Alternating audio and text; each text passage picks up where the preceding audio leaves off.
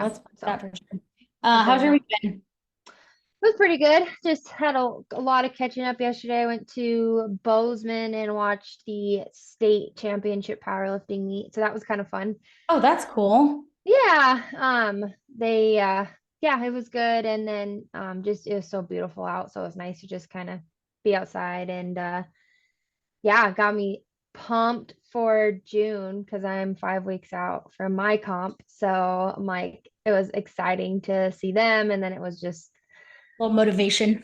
yeah, I texted my coach and I'm like, I'm jonesing. Like, I'm so ready to go. I'm so pumped. I'm so excited. And he's in his 60s and he called me and he's like, what are you complaining about now? I don't want to hear about it. And I'm like, no, like jonesing, like I'm chomping at the bit. I'm excited. And he's like, I thought you were whining and I'm sick of it. And I'm like, I'm not whining. I'm excited. Oh, that's really funny. Wow. So, Little dish out of like what we deal with our clients sometimes. yeah, exactly. I'm like, maybe I need to talk to my clients like this because I'm like, I'm not even complaining this time. Stop yelling at me. I know. It was so funny. How about you? How was your weekend? It was good. I went home to Louisiana for Mother's Day. So very quick turnaround coming off of like Hawaii last week and then the time change and everything. And then driving to Louisiana.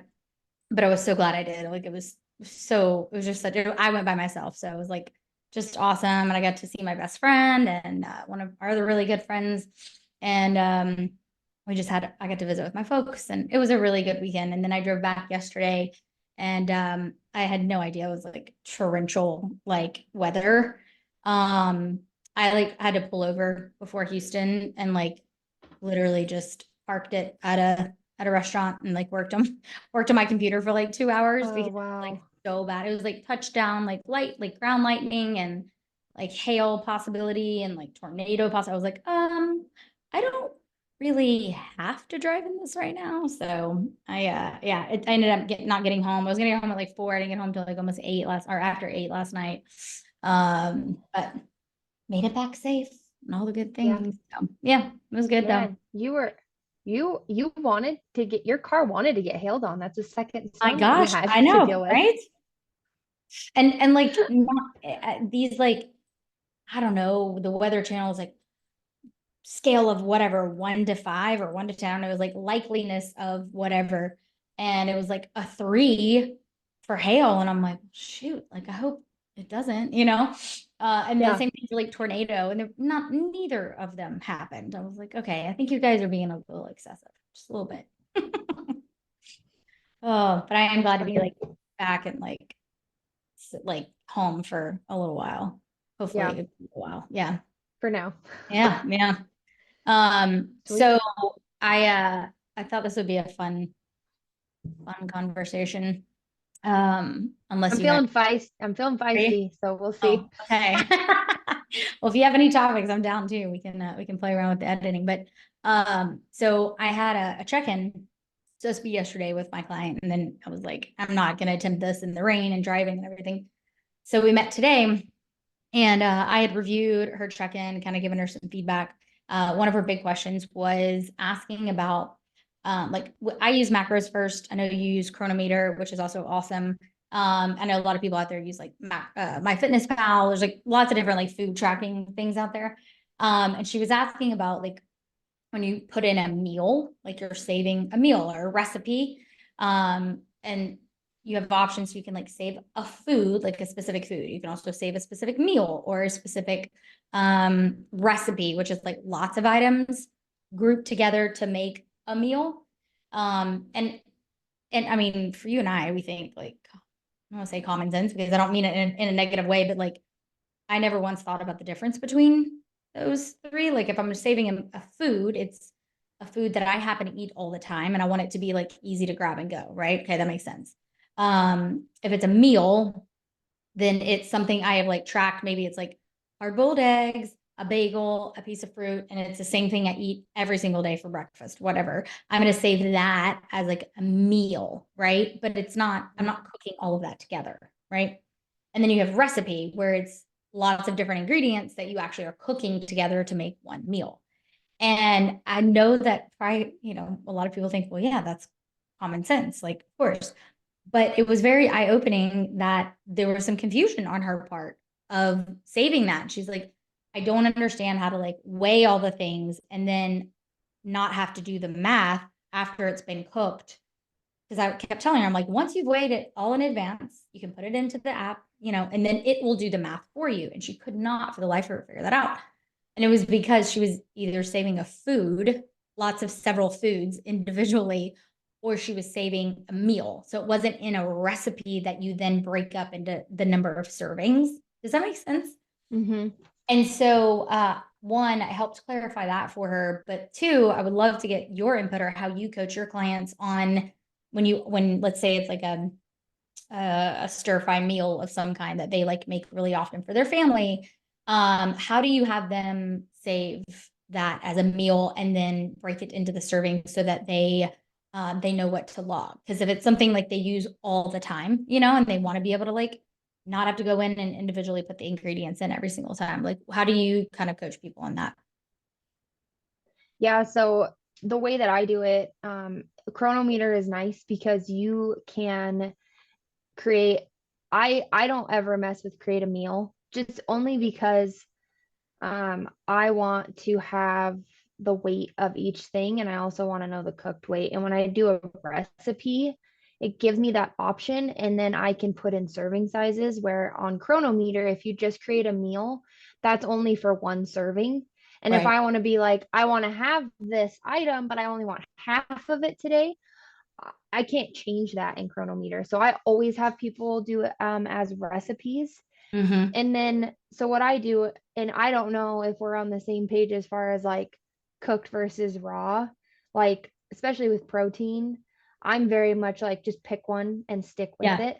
Right. That's kind of my thought on it. And so when I have people enter a recipe, obviously enter all the ingredients, put the weight in grams. Mm-hmm. And then what I like to do, just because if it's something that you're going to use regularly, you might not have the same serving size every single time. And so in Chronometer, you can enter all your foods raw, which is the easiest, fastest way to do it while you're prepping and cooking your dinner. Then you can weigh the cooked version of that meal.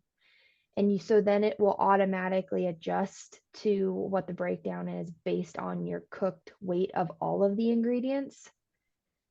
And And what do then you I mean by just, all of the ingredients? Like once you've cooked it, so let's say I'm just gonna say a stir fry. Like you're actually doing the veggies, the meat, the rice, like everything all together. So you have them weigh everything in its raw state mhm. prior to cooking it.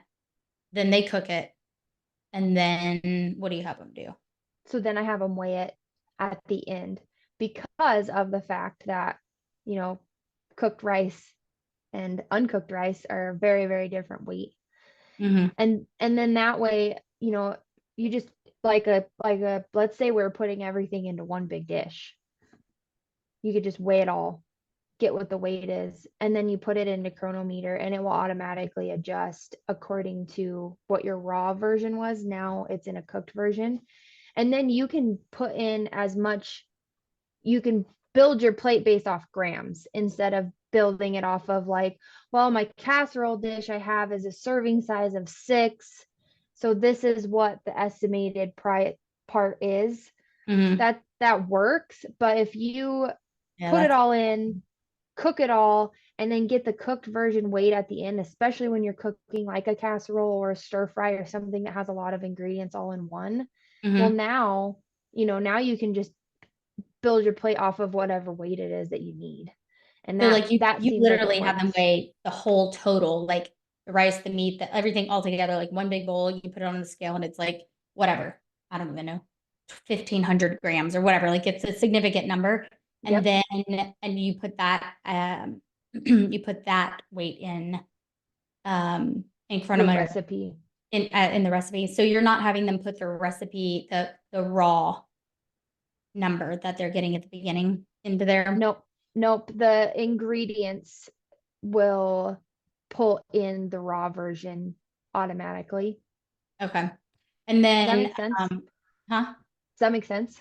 Yeah, I think so. I don't know if macros does that. I only do one or the other. So what I ended up Hmm. telling, like cooked or raw, right? So what I told her to do was she always like the same, like she buys, pound and a half of this beef stew or whatever, like pound, it's like about the same things all the time.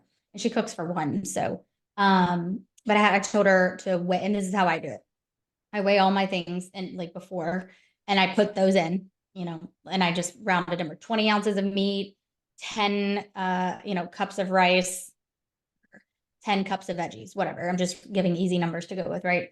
And then I make all the things, blah, blah, blah. And then I portion it out into a serving size, roundabout what I know I would sit down to eat. And then I'll do that. And maybe it's like 265 grams of food total. And I'll do that into like let's say it makes 5 different dishes, 5 different to-go containers for the fridge. And so I just, I weigh each one to be about the same, 265 for each one. It makes 5 servings. Okay, great. So then that I'm basically putting in, when I go to do my recipe, I put in all the uncooked stuff that I already weighed, put it in, and then it asks like, how many servings does this recipe make? And I say, well, it made 5 because I have 5 dishes. And then I let it do the math from there, like on all the other stuff. And so that's kind of how I told her to do it, because she was feeling very overwhelmed on the idea of like, well, what do I do once it's all cooked? Do I have to like measure? I have to take the meat separate and measure it, and then the rice, or whatever. And I was like, no, no, no, no, no, no, no. Like that, she was like super stressing over it. So I was just kind of curious, like your methodologies. I don't think there's any one right or wrong necessarily way of doing it. Um, I think it really comes down to like what makes the most sense for you, the person, Hmm. and what's going to feel the easiest. But the only way to figure out how to do it is, one, try one route, right? See what your coach specifically recommends, and try that route. If that just feels overwhelming or that doesn't work for you, like, okay, well, let's try a different route, to find what works best. Um, Yeah, no, for sure. you know, And yeah, I mean, if I was putting all my stuff into individual containers, I would not worry about doing the cooked weight. Like 100% on the same boat as you. If I was putting everything in individual containers, like I don't need to figure out what my serving size is going to be because I'm portioning it out specifically, right? right. The nice thing about when you have like my okay, so this is a perfect example. I make my mom's black bean lasagna, and sometimes I use a certain batch Mm-hmm. and or a dish, and sometimes I use a different dish. It's the same amount of ingredients, but my dishes change. Mm-hmm. And so me knowing that cooked weight already because it's in my recipe book, um, that makes it way easier for me to be able to portion it out, quote unquote, portion it out based Throughout the week. on, yep, based on, the dishes might be different, but I know that this amount of weight is what I need.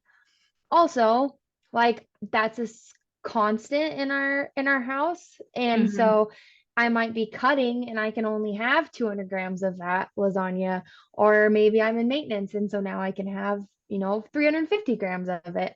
Well, I don't have to be worried about the serving now because now I just know I just need that amount of weight Right. versus Like, it yeah. being portioned out for like a serving of 6. But like if I was doing it individually, then absolutely I wouldn't even worry about measuring Yeah. before and after. I actually never even thought about like from the place of um like a casserole style dish. And so again, this kind of like speaks to people's different individual cooking styles, right? Like in my household, and if I'm either cooking for myself or like my boyfriend cooks, cooks a lot, like it's always like a meat, a veggie, like a meat and 2 veggies usually, or like a meat and a veggie and like a noodle or a rice or something. And everything is very individual. I can like weigh it as I'm going to eat it, right? Yep. But when I am cooking like a stir fry or something that's like all mixed together, um, like I can't tell you, I don't ever make casseroles, like ever. Like that's just like not a staple in my world. But it is probably for a lot of people.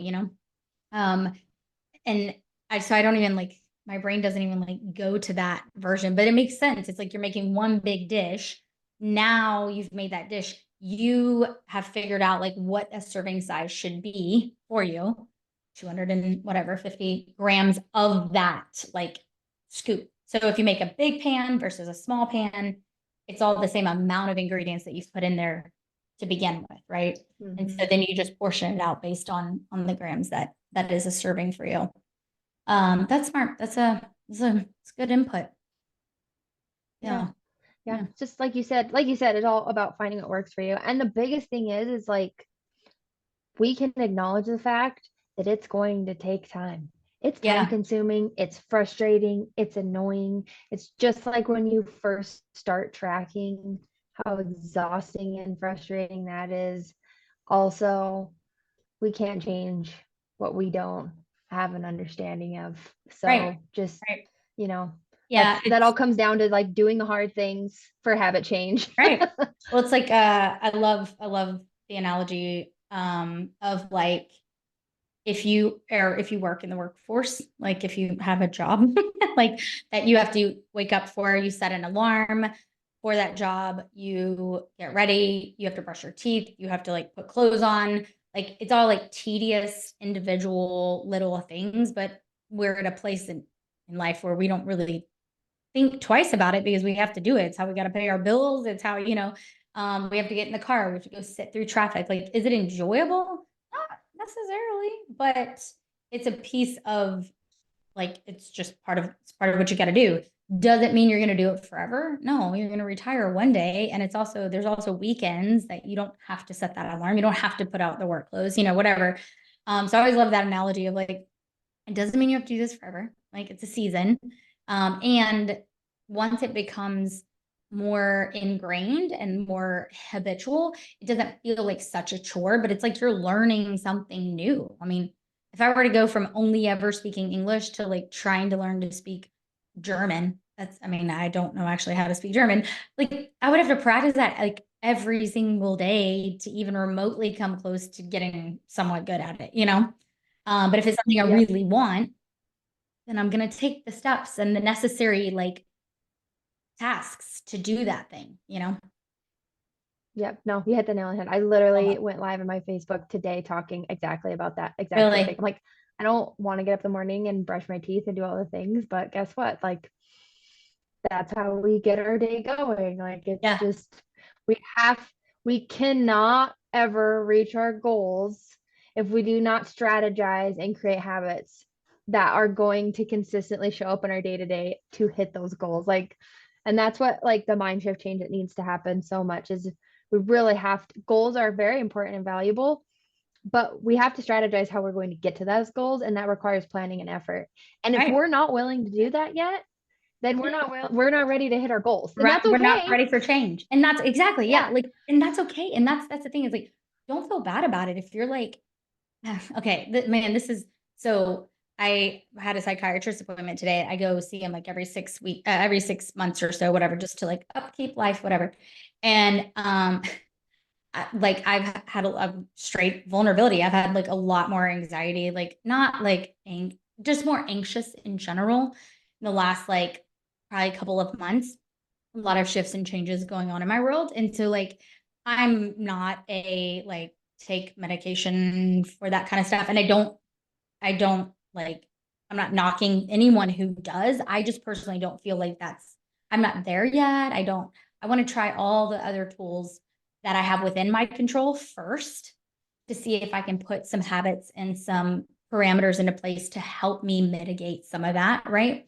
Just like with stress management in regular day to day, if I'm staying up super late, I'm drinking heavily every night, I am eating like shit. Like those are three things I have within my control that could help bring some stress levels down in my world, right? And so anyways, my conversation with him, I had mentioned, a little bit higher, anxious place or whatever. He was like, we've got some, really good medications. I was like, no, like I don't really doesn't align with me or whatever. And he just kept kind of like pushing it. And I just thinking in my mind, like, I'm not ready to make that type of a change yet. Like I know I have some other steps that I could take. And I'm willing in that moment, I remember telling myself, like, I'm willing to take some actionable steps to hopefully reduce that before having that kind of a conversation around like taking medication or whatever. But it was just funny. It was like, I put up walls. I was like, nope, I'm not ready. I'm not, mm-mm. And like, I had to feel okay with that. Like, and I communicated that to him. I was like, it doesn't align with me. It doesn't resonate right now. He's like, I respect that. So as clients, like, I'm like talking to them saying, if you're not ready for that, like, babe, that's okay. That's fine. If you're not ready to make that next step, maybe it's making a smaller step of change, right? Cool, let's go there. And if you're like, just not ready for it, like, that's okay too. Like, we can still be friends. Like, I can still support you from wherever you are.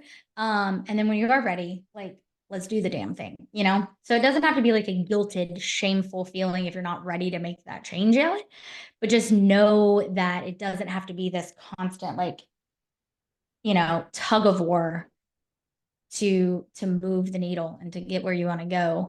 The mindset piece of it is like huge. Yeah. Yeah. Yeah, it's huge. And you can see the difference between the clients we work with who are willing, like you said, to do the damn thing and show up for themselves, and the people who are fighting themselves. Right. And it's hard as a coach to, for me anyways, to not continue to want to support and help them when they're not willing to help themselves, especially when they're not really in that mindset yet to realize that this isn't what they should be doing, or they're Right. not ready to commit yet. And it's tough. Like, it's tough because we have this expectation and standard of what we want for ourselves, but we also have to be willing to get ourselves there. And that is the hardest part, 100%. Yeah. Like, if I wanted to drive to come see you in Montana, like, I can't just get in my car and go. Like, maybe some people have internal senses of direction. I don't. I mean, No, I would me have to neither. like really map it out. Like, okay, where am I going to sleep? Because I'm not going to make it in one day. Like, I mean, you have to have some kind of a game plan. It doesn't mean it has to look perfect every single time, every step of the way. You got to be flexible. But like, you got to have some sort of parameters, some sort of guidance to get you there. But you also have to know where are you starting? Where do you want to go? Okay, now let's make those steps to like actually getting there. Yeah. And it's not Yeah. easy. It's not easy. That's why like support systems and having a coach is super helpful. Like Yeah. mentors and accountability buddies and stuff. Like they're real things. It's not just a woo-woo like bullshit thing. Yeah, no, yeah, you're totally right. It's not. And I mean, because if it was easy, everybody would be doing it. We wouldn't have, the most unhealthy society that we've seen in decades, and it continues to get worse. I mean, and I'm so passionate about people just working on their overall health and improving how they feel versus chasing, the scale or the diet, because it is like that's what's soul crushing to people. I mean, Yeah. and if we can let that go Yeah. and just prioritize our health and our mental space. I mean, prioritizing our physical and mental health. Gosh, Yeah. everything starts getting a heck of a lot easier. Like you said, like that working on your sleep and your nutrition and stress management is going to help your anxiety. Like, that, but so many people don't even realize that has such an impact on our mental health and how we feel about ourselves. It's just it's a rabbit hole. It is. It is. And I think a lot of time, I think because it's preached so often and talked about so often, like, you know, like, oh yeah, okay, nutrition, exercise, stress management, sleep, like, okay, I know I need to do all the things, that it almost becomes like desensitized a little Yeah, bit, or woo woo, like you said, Right, I, yeah. I Or know. too complicated to like, yeah, but I just don't know where to start. Like, I mean, it's like it doesn't have to be, but it's also it can feel almost like paralysis by analysis of like, I don't know where to start, I don't know what to do, I can't do all the things, and so I'm just not going to do any of the things. And I mean, I know I've been guilty of that more times than I like to than I like to admit, but um yeah, it's just like take one thing, like what is one thing that you can put into practice that is just gonna maybe just make you sleep better tonight or not feel as tired during the day or, you know, and it doesn't Yep. have to be, it's like brushing your teeth. Like I'm going to brush my teeth this morning. My goal is to also brush them tonight before I go to bed, but like I'm going to brush my Thing at teeth. a time. Yeah, exactly. Yep. Exactly. And Um, if you don't know what the one thing is that you can do to start moving in that direction, then that's why Claire and I got into the business we got into. exactly. Because Yeah. To help guide you. because we didn't like feeling lost either, and we Yep. have people now, and that's how you do it. You got to Yep. start Having that somewhere. outside perspective is like super helpful. Like, oh yeah, I didn't even think about that. That's a great idea. Yeah. Yeah, yeah, Yep. I that's love it. good.